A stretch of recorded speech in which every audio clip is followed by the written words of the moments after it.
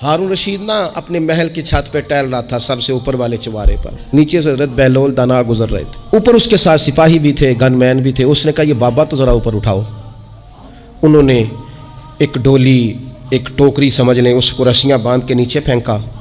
نیچے جو سپاہی تھے ان کو کہا کہ یہ بابا جی کو پکڑ کے اس میں بٹھاؤ۔ انہوں نے جبرن تھاما بابا جی کو، اس میں ڈالا، اوپر والوں نے کھینچ لیا۔ 2-3 منٹ لگے۔ ہارون رشید کے سامنے حضرت بہلول دانا پہنچ گئے تو تھوڑے ناراض بھی ہوئے کہ یہ کوئی طریقہ تو نہیں نا بلانے کا۔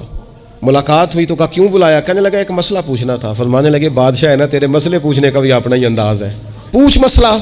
کہنے لگا بابا پوچھنا تھا کہ آپ اللہ تک کیسے پہنچے؟ حضرت بہلول دانا چپ کر گئے۔ 2-4 منٹ کے بعد کہنے لگے جس طرح ابھی زمین سے تیرے تک نہیں پہنچا، بالکل اسی طرح پہنچ گیا ہوں رب کریم کی بارگاہ تک، اور وہ بھی جو اس نے کرم فرمایا ہے، ورنہ میں تو نہیں سمجھتا کہ میں پہنچ گیا، وہ بھی اگر تیری خوش گمانی ہے۔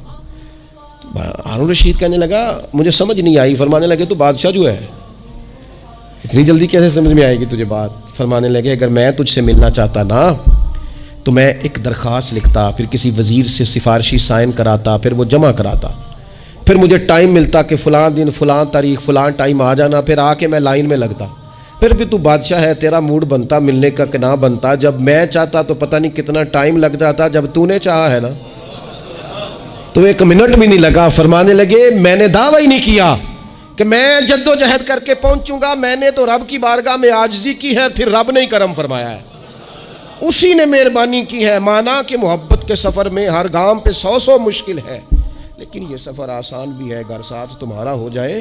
اس کے کرم کا ساتھ رہا ہے، اس سے عافیت مانگی ہے، اپنے آپ کو اس کے سپرد کیا ہے تو اس نے کرم کر دیا ہے۔